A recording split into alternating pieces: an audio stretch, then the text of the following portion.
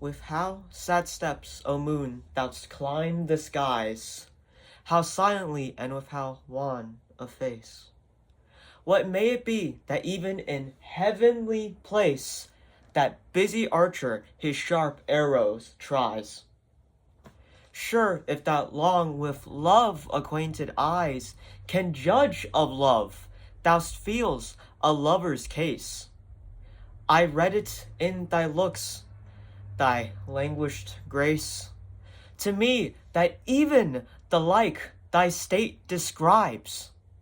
Then even a fellowship, O moon, tell me, is constant love deemed but want of wit? Are beauties there as proud as here they be? Do they above love to be loved? And yet those lovers scorn whom that love doth possess? Do they call virtue there ungratefulness? Hello, this is Brian Has annotations of Sonnet 31 of Astrophel and Stella. And so, my first annotation is going to begin with the first two lines, where it says, with how sad steps, O moon, thou climbst the skies, how silently and with how wan a face. And so, with these first two lines, a reader can automatically see the speaker's emotional state and the literary device that the speaker uses. And so, the literary device is personification, because the speaker is giving the moon human qualities such as the ability to feel sad and having a face, a wan face specifically, or a sad face. And the speaker is personifying the moon by saying it moves through the skies sadly. It's climbing through the skies. It's almost as if it is dragging itself through the skies even though it doesn't want to, because it is sad. And with this, we can automatically see the emotional state of the speaker as sad, because when the speaker looks at the moon, he doesn't feel any sense of joy or enchantment or mythicalness when he looks at the moon, but rather he experiences this deep sense of sorrow when he looks at the moon. And so my next annotation is going to begin with two lines after, where it says, that busy archer his sharp arrows tries. And so in this context, the archer is Cupid, who is commonly associated with situations regarding love. However, we can also see that the speaker, has a different opinion of Cupid than one that is common. So the speaker says his sharp arrows tries. Sharp is equal to damaging and painful, which is not what Cupid's arrows are commonly associated with. Cupid's arrows are supposed to be painless, and they're supposed to bring people this deep sense of joy and happiness when they get shot with them. It's supposed to be that feeling when you find your soulmate. However, the speaker says that people shot with Cupid's arrows feel this deep sense of pain and sorrow because they are sharp. The speaker's opinion of Cupid isn't a good one, but rather it's almost as if the speaker sees Cupid as this malevolent entity who is busy and constantly just hurting people with his sharp arrows, making them feel this deep sense of love for someone that they cannot be with. Henceforth, they are experiencing a deep sense of sorrow and grief. And so my next annotation is going to be with the lines, I read it in thy looks, thy languished grace, to me that feel the like thy state descries. And so these two lines are similar to the first two lines, as the speaker is still personifying the moon. However, there is a little bit of a contrast with these lines. With these lines, the speaker is still saying that they can see that the moon is sad, but they are also saying that they understand the moon. Because as the saying goes, it takes one to know one.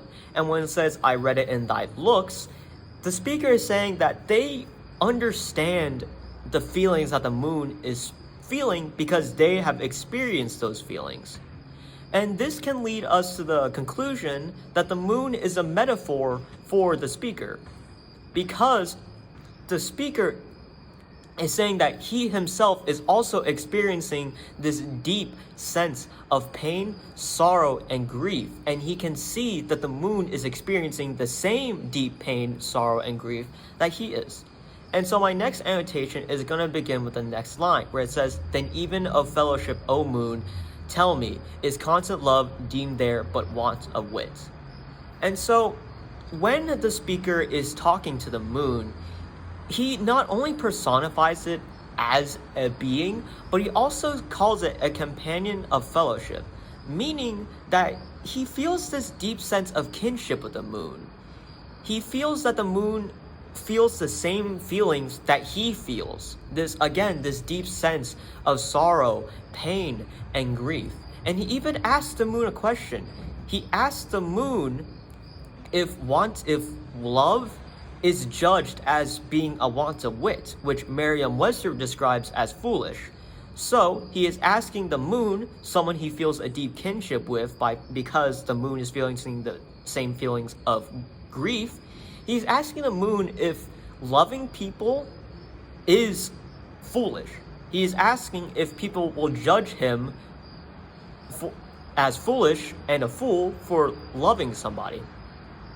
And so my next annotation begins with the last 4 lines, where it says, "Are beauties there as proud as here they be? Do they above love to be loved, and yet those lovers scorn whom that love doth possess?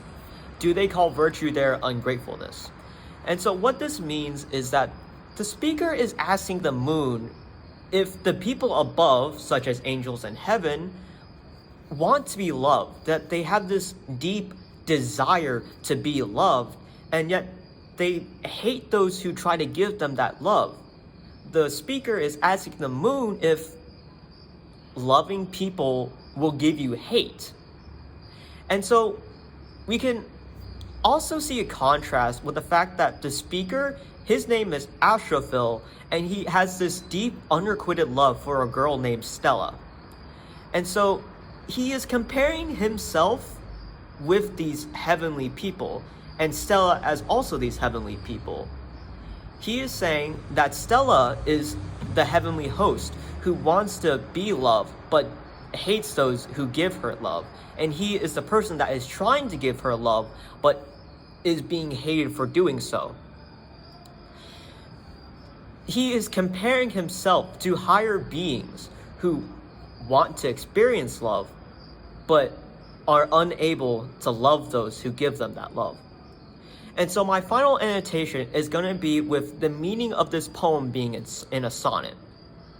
And so this sonnet is split into 2 parts, with the first 8 lines, or an octave, being in a formula of ABBA or A and ABBA, and the last 6 lines being referred to as in a formula of CDE, CDE.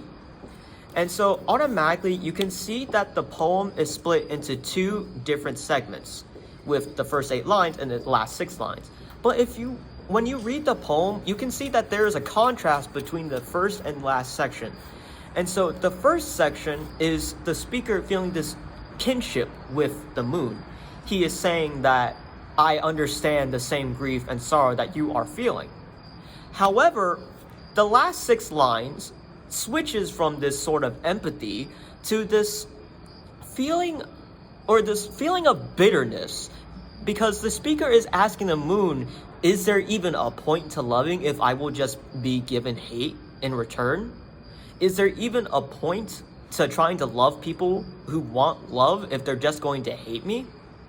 And so those are my annotations for Sonnet 31 of Astrophel and Stella.